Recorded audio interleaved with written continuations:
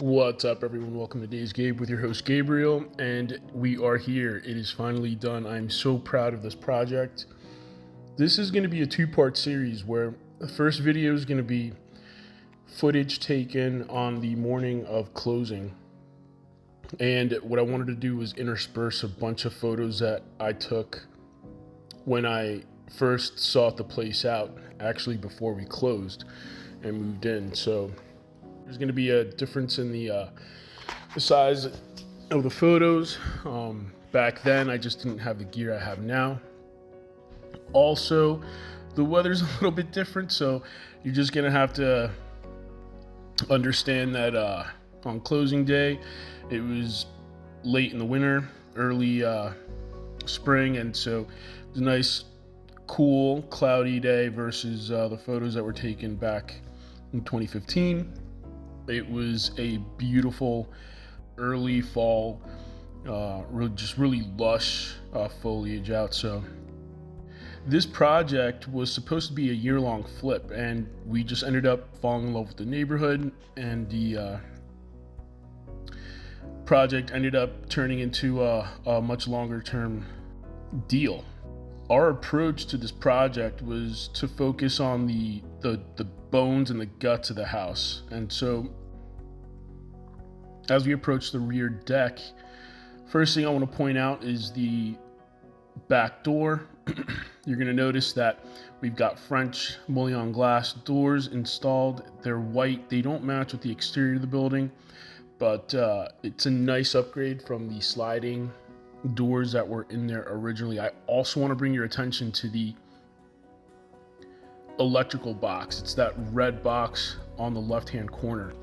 That box was replaced with a brand new 200 amp box that required the help of subcontractors because they coordinated and permitted with the county and the electrical provider.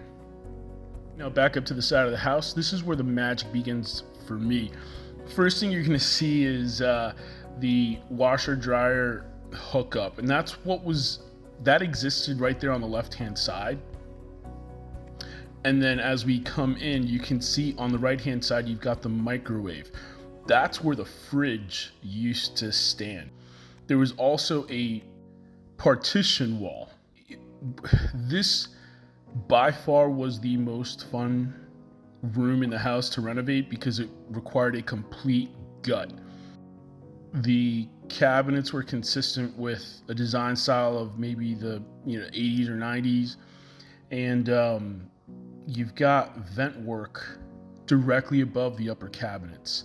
Again, there were two partition walls which created a more compartmentalized design for that kitchen. What we did was just completely gut it, relocated the vent work, the HVAC vents, and opened the place up. So as we go ahead and approach the breakfast nook, what you can see here is a photo circa 15. I'm standing in front of the sliding doors that were replaced. Behind me, you can see that the brickwork of the fireplace in the center of the house was covered up by that wood paneling, and there was carpet all over the place. So went ahead and created a room for the laundry. That's where we relocated the laundry. We exposed the brick, and then as you can see here, we entered the laundry room. We went ahead and put some I think those are travertine tiles on the floor. They sloped down towards the drain where we installed the water heater.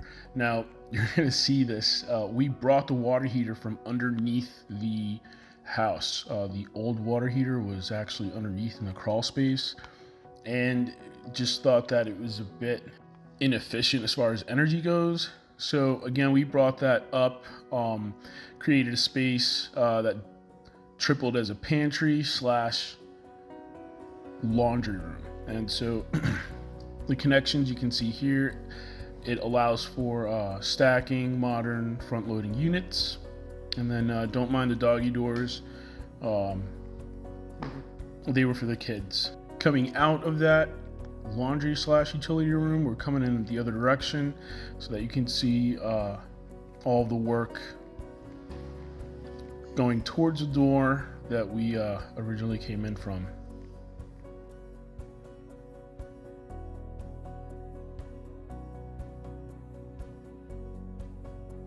Now going back, we're gonna go into the main living room here, and we're gonna do a 360 with photos from from 2015. And as you can see, the design was consistent again with that, sort of like a 90s look. A lot of wood paneling. They went with dark woodwork, and the room was completely open around this fireplace, which we kind of liked, but at the same time, it just wasn't the best use of space. Now, one of the things that we focused on was that half circle, the opening of that fireplace. And so what we did was we thought, let's just create arches to match that half circle. And so we put arches in the main passageway and in the passageway to the second and third bedroom, as you can see there.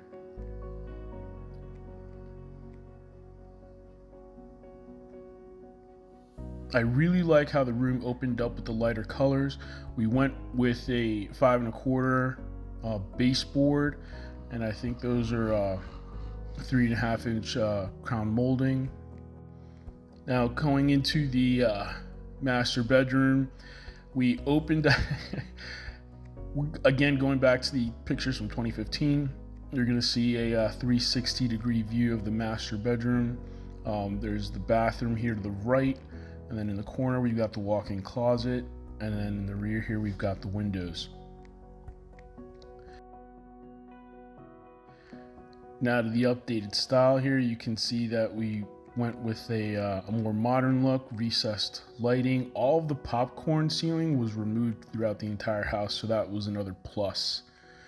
A lot of work, but I think it was definitely worth it. We put a barn door in front of the bathroom in order to maximize the area inside. As you can see here, we've got some new closet organization for the walk-in closet, and the bathroom, pretty standard, typical bathroom here. The tiling was a lot of work. We really tried hard to make sure that everything was very consistent. New toilet, new bath. Flooring is that luxury vinyl, waterproof vinyl, which is kind of nice because we wanted a consistent wood-like look that would hold up to the environment there, the wet environment there.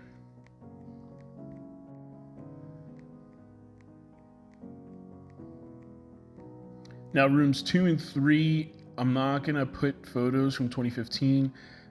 Those photos are very similar to the photos from the master bedroom. Very consistent with the design of sort of like that 90s look, 80s and 90s look. And as you can see here, these bedrooms are very much like the master bedroom, just clean, modern, recessed lighting, no popcorn ceiling. Then going back out to the French doors onto the deck, we tried to keep the doors consistent and really open up the area.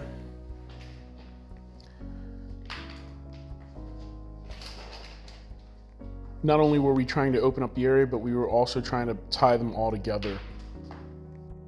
All of the floors were leveled with what I call concrete, but it's not actually concrete. It feels, it's rock hard like a concrete. It dries rock hard, but we pour it down like a liquid. It's heavy AF, but it really helped to make the floor solid and smooth and level throughout the entire house, especially when we laid down the porcelain or ceramic tile here on the kitchen floor.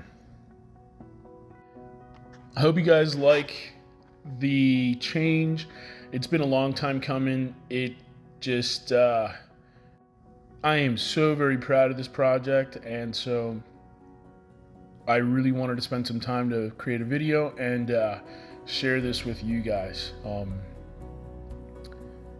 As always, stay safe out there, and tomorrow's a new day.